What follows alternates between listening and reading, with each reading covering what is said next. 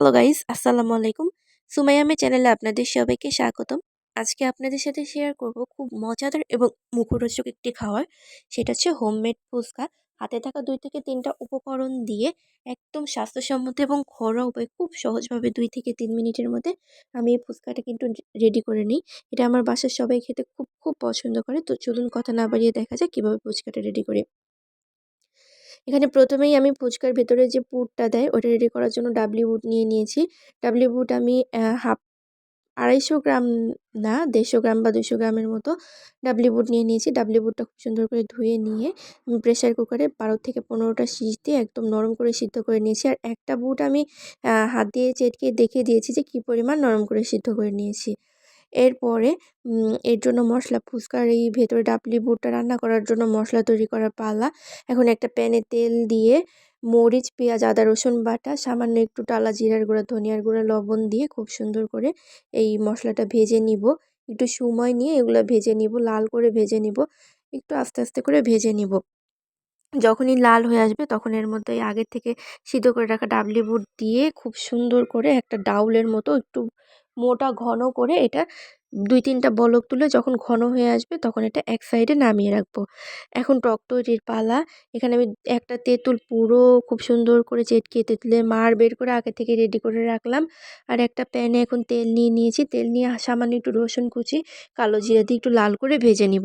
ভেজে নেওয়ার পর সে আগে থেকে রেডি করা তেঁতুলের পাল্পটা দিয়ে নিব। তেঁতুলের পাল্পটা দিয়ে নেওয়ার পর যখন সামান্য একটু বলক উঠবে, সামান্য একটু বলতে ১ টা বা ২ টা বলক উঠবে তখন এর মধ্যে অ্যাড করে দিব চিনি। চিনি কিন্তু এখানে আমি পুরো 1/2 কাপ পরিমাণ চিনি দিয়ে দিয়েছি। আপনারা দেখে বুঝতেই পারছেন। চিনি যতটা বেশি হবে টকটা কিন্তু ততটা টেস্ট হবে। কারণ তেঁতুলে প্রচুর টক থাকে। আর এই চিনিটা মিক্স করলে কিন্তু খুবই মজা হয়। তারপর এর মধ্যে দিয়ে দিলাম সামান্য লবণ। এরপর টকটা কিন্তু রেডি। এখন ফুচকা ভেজে নেওয়ার পালা। আমি কিন্তু ফুচকা কষ্ট করে তৈরি করিনি। এই ফুচকাগুলা কিন্তু আপনারা যেকোনো বড় গ্রোসারি শপে ফুচকা দেন বললেই কিন্তু তারা দেবে। এটা রেডিমেড ফুচকা কিনে নিয়ে এসেছি। এখন একটা প্যানে বেশি করে তেল নিয়ে নিয়েছি। এটা কিন্তু অবশ্যই ডুবো তেলে ভাজতে হবে। বেশি করে তেল নিয়ে তেলটা গরম করে খুব সুন্দর করে চারটে করে ফুচকা ভেজে নিয়েছি। এই দেখেন দেওয়ার সাথে কিন্তু অনেক গরম তেলে দিয়েছি। দেওয়ার সাথে কিন্তু কি সুন্দর সাথে ফুলে উঠেছে এবং প্রত্যেকটা ফুচকা ফুলেছে। একটা ফুচকা নষ্ট হয়নি বা ভাঙেনি। তো এই যে দেখেন প্রত্যেকটা ফুচকা একটু লাল করে ভেজে নেওয়ার চেষ্টা করবেন, না হলে কিন্তু চুপসে যাবে। তো এই যে দেখেন ২০ টার মতো বা ১৫ টা থেকে ২০ টা ফুচকা ভেজে নিয়েছি। প্রত্যেকটা ফুচকা ফুলেছে এবং সুন্দর কালার করে প্রত্যেকটা ফুচকা ভেজে নিয়েছি। কি সুন্দর কালার হয়েছে ফুচকাগুলা দেখেন এবং প্রত্যেকটা ফুচকা খুব ক্রিস্পি হয়েছে। এখন ফুচকার ভেতরের যে পুরটা এটা রেডি করার পালা। এখানে ৩ টা আলু সিদ্ধ করে নিয়েছি। বড় দেশি সরি নতুন আলু যেটাকে বলে আরকি। এই যে এখন এর মধ্যে কিছু পেঁয়াজ নিয়ে নিয়েছি। একটা পেঁয়াজ কুচি করে নিয়ে ১ টেবিল চামচ পরিমাণ চটপটি মসলা দিয়ে নিয়েছি। একটু বেশিই চটপটি মসলা দেওয়ার চেষ্টা করবেন।